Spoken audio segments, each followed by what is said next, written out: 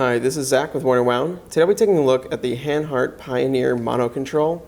Hanhart is a brand that has been around since 1882. It was actually founded by a Swiss watchmaker, and founded in Switzerland and then moved to Germany. And the period of time they're most famous for is actually in the World War II era. So they manufactured, first in 1938, a watch with this kind of general design. It was a pilot's chronograph watch with a single pusher mechanism, and it was issued to Luftwaffe and various German armed forces. In the years since, like so many other brands, they've obviously refounded themselves. They've rediscovered kind of their history, and obviously the association's still there, but what they're doing now is obviously is that of a contemporary brand, but they're still utilizing these old designs, and they are kind of a really fascinating brand because they're doing things with chronographs that really nobody else is doing at this price point. And their execution is just incredible, as you'll see when I go through the watch. So, as I mentioned, this is a mono pusher chronograph. So as you notice, it is a chronograph, but it only has a single pusher up here above 2. And those movements aren't just like made anymore. There isn't just like a stock ETA movement like that. So they actually have to modify the Valjoux 7750 movements. They work with La Joux to do that, and they create not just this watch, which I'll go into the movement more later. It's not just that it has the mono pusher. There are other changes to it as well. But they have a whole line of really interesting chronographs, ones where the subdials are further out, ones where they have stacked subdials, they have flybacks, and they have a whole combination. So they have double pushers, single pushers, and just all these different things. But their prices are really quite phenomenal for what you're getting. So this beautiful watch that is very clearly reminiscent of the original watch from the 1930s, though a modernized version of it. With this mono pusher movement, with like I said, La Joux, they work with them. It's a high-end movement manufacturer. And this comes in at $2,490, which granted isn't a drop in the bucket, but for a watch like this with this kind of movement in today's market is really quite exceptional. So, and it's German made, and they're just one of these brands. They work, I believe, in the Black Forest region. Everything is hand assembled by a couple of highly trained watchmakers.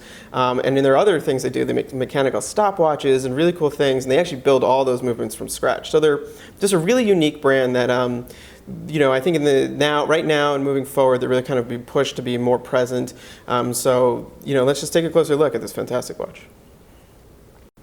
The case of the Hanhart Pioneer Monocontrol is kind of like an updated version of that historical watch. So you have this aesthetic that is very similar, but if you look at their line, it is kind of like a new version of it, if you will, something that is a little bit larger, a little bit kind of bolder, perhaps, and especially in the dial, which we'll talk about in a bit.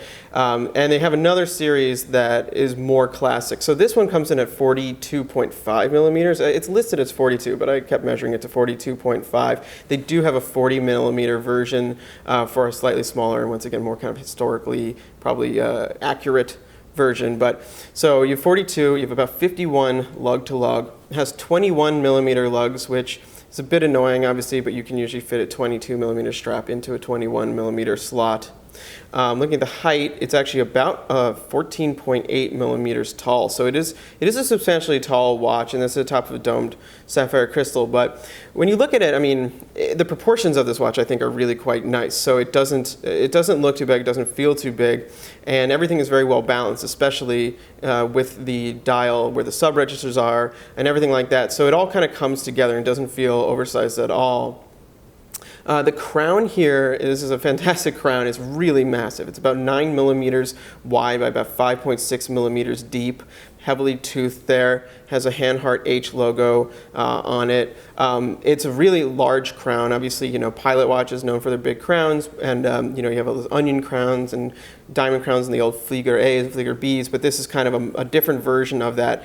It's really nice to grip. You can manually wind this movement, and because it's kind of flat, I actually didn't find it like rubbing against my wrist or anything uncomfortable like that, and I really just like how it balances with the case and everything itself. It's very stout looking. Obviously here at above 2 you have a pusher, and this has a kind of a signature red cap on it, so that's something you'll see on historic models, and all the models kind of throughout the Hanhart line is the use of a red pusher. On watches that they have with 2 pushers, it is usually the reset pusher will have the red, and it's I believe actually a ceramic cap on there. It has a very cool look to it.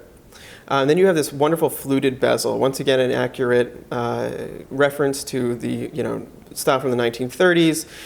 It is a friction bezel, non-ratcheting. Has a very, very smooth glide to it, so it feels very nice when you turn it. Obviously, since there's no other markings other than the red origin, there's not a hell of a lot to do with it on a daily basis, though I suppose you could, mark, okay, well, now in 10 minutes I'll, go and do something else. But it is just a nice feature and a historically accurate feature. Looking at the finishing on the case, it's mostly brushed. There is like a line of polish underneath the bezel there. Might be a little tricky to see. That does give a little bit of a glint of light here and there. It's just, nice. But the finishing overall is just excellent. Very simple, sharp lines all the way around. So, certainly no complaints there. Now flipping it over and looking at the case back quickly, you have this etched case back. Nothing really special going on here, but it's a nice little design. Very boldly says, made in Germany here. One slightly interesting thing, you'll see how it all kind of lines up with these little teeth. This doesn't have your classic kind of screw back tooth marks, so I imagine they might have their own tool for removing the case back, so you'd probably have to send it back to them should anything go wrong, but you'd want to do that anyway, considering that there is a modified movement in here. The dial of the Pioneer Monocontrol is beautiful. It's one of the most excellently executed kind of military style dials I've seen. They took the classic design elements. I mean, everything you're seeing here, from the numerals, the subdials, to the hash marks, you can see referenced on the old, original versions from the 1930s, 1940s. But then they dressed up this dial through with some more modern manufacturing, and just really kind of made this a more perhaps a more elegant piece, something a little bit more, modern, taking a touch away from the military and a little bit more just towards like casual wear. But I think it's absolutely beautiful. Now it comes in two different colors. We have a silver here, and there's also black. I really love the silver. I mean, I think that's a very just uncommon way to start. First off, to have like a military watch with this silver dial. If you look, it's actually really nicely textured. So it might be a little tricky to see with the camera, but you have a couple different surface areas. So you have kind of like a more matte surface area, and then you have a very, very finely grained area, which is what the numerals, those main numerals, is sitting on. So you have already this kind of play in texture there. It gives it a little bit different sheen. It kind of sets the numbers, I think, a little bit further forward, kind of towards the eye. Very attractive. Looking at those numeral index, once again, classic Arabic numerals here, loomed with perhaps C3 loom. It glows incredibly well. They did a great job with the loom here. And as you also see, every single numeral is outlined with a thin black line, executed perfectly. I mean, this thing is just, it's so sharp. The printing is just really phenomenal on here. Looking then at the outer track, you have a minute and second index here. So the second is obviously for the chronograph, and then the minute for the minute hand. So you do have sub-second breakdown there. Very precise looking, very technical, and once again, fairly accurate to the original. And now you have your two sub-registers, so you have active seconds at 9, and then you have your chronograph minute counter at 3. Both are set down a little bit into the dial, so you have this, once again, a little depth change, which just kind of makes them more, distinguishes them from the dial a little bit, just breaks things out a little bit more. The second hand index is very simple. You have all those numerals and the hash marks. And then the minute chronograph, let me actually move the hand here a bit. Is a little bit more complicated. So you have, once again, a second elevation change there. And you have some circular graining in there. So you have a little bit of kind of a slight sunburst effect. It's just really beautiful. And I just love the kind of variation and execution they can get out of a single surface here. It's just, really just very attractive. At 6 o'clock, you have a date window. And that sits a little bit above, and you have this little square here. I love the balance that they went for here. I mean, this is kind of what I really like about this watch, is that I feel like it was really sized for the movement appropriately. So where the sub-registers are makes sense. The space around them makes sense. If it comes in too much, then they might cut off the 15 and the 45, so they don't want that. Then, if they made it any larger, then the date would be sitting too far up. So everything just really works out very nice, and I feel like that is where they built the case around, just to have this really well-proportioned dial. And I love that, because I feel like that's the way it should be done, right? It should be built around, the starting point, which is the movement in this circumstance. Quickly looking at the hands, you have these kind of classic, once again, early 20th century military hands, squelette hands, if you will. I always find these hands kind of funny. They're kind of very ornate looking, but they are, once again, appropriate, and they are attractive. And what they actually did here that's really cool is on the minute hand, it bends down a little bit towards the index. So it will be hard to see, but there's like an elongated tip there, and that does curve down towards that.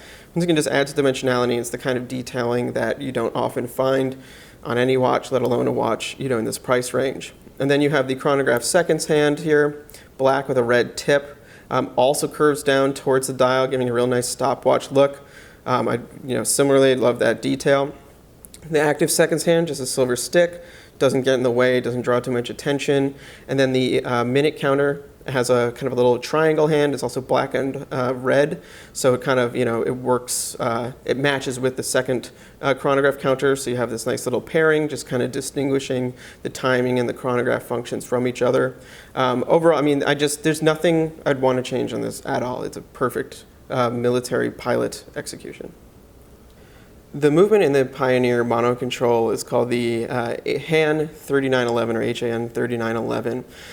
It starts with an ETA 7750 chronograph, which is kind of the standard Swiss-made chronograph.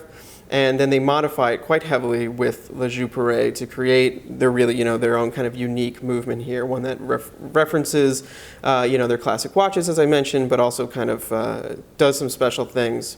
And in fact, every single movement they have in their collection, even if it has two pushers, has been modified in some way. So the most obvious modification here is that it's a mono pusher. So a mono pusher means is you can start it, the chronograph, stop it, and reset it from a single button. And that's just really, that's not necessarily the most efficient type of chronograph, the most useful type of chronograph, but it's a historical kind of chronograph, and it has a very attractive look, in my opinion, to have that single button. And this is the second mono pusher we've even seen in the price range. We talk about the other one being a Christopher Ward watch, which was a kind of a very different piece. So they're really obscure, and they're really, interesting because of that. And like I said, I really like the aesthetic. In this piece especially, you have this kind of stopwatch look. And I think it's really cool. It kind of gives the whole watch a second purpose. And it has, I should say, that has a wonderful feel to it, just great snap to it. I think it's almost nicer than other normal chronograph feel to it. So one other adjustment you're going to notice, and you might notice it immediately, is that the pusher is actually further away from the crown. So like that angle has been widened. So you'll see that in actually most of their movements, I believe also on the twin control, which would be both pushers, is that everything is spread out a little bit, and that is to create kind of an ease of use. So you're not like pushing against the crown while you're pushing on the pusher. And that's just, I think a very cool function as well. So just again, the basics of the movement is a frequency of 28,800 beats per hour, has 29 joules. It has a date, obviously here, quick date change, so you pull it out to one stop, and you can change the date very easily. It is an automatic as well. And it's just, it's a very elegant, robust chronograph. On the wrist, the Hanhart wears well, though it is a sizable watch. At a 42.5 millimeters, it's substantial. It's about as big as I'd like to wear, but the proportions of the watch, as I said before, all feel really smart and really well thought out. So it doesn't look inflated or oversized or anything like that. It's very, very well balanced. So that goes kind of a long way to making it look, I think, a little bit more appropriate on the wrist. And the lug to lug length is not too bad, so it doesn't really overhang on my wrist. I have a 7-inch wrist here, but of course, if you had a much smaller wrist, it might be a concern. Certainly will work well on wrists that are larger than mine. Just looking at the aesthetic of this watch, it's such a gorgeous watch. If you're a fan of military watches, you're already going to like the, basic kind of vocabulary of elements here. But then everything here is kind of more interesting and more dressed up. Like that silver dial with the texturing on it is gorgeous. The hints of red around are really gorgeous.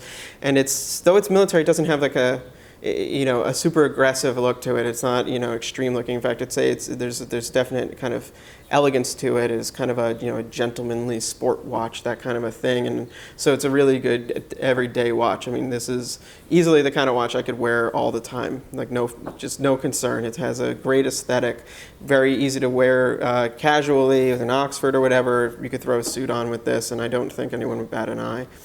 It comes on this a black leather strap with a rivet on it, Once again, that's kind of a historical reference.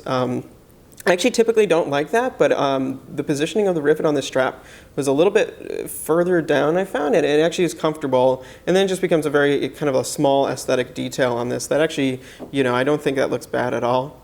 Like I said, it does have a 21 millimeter lug.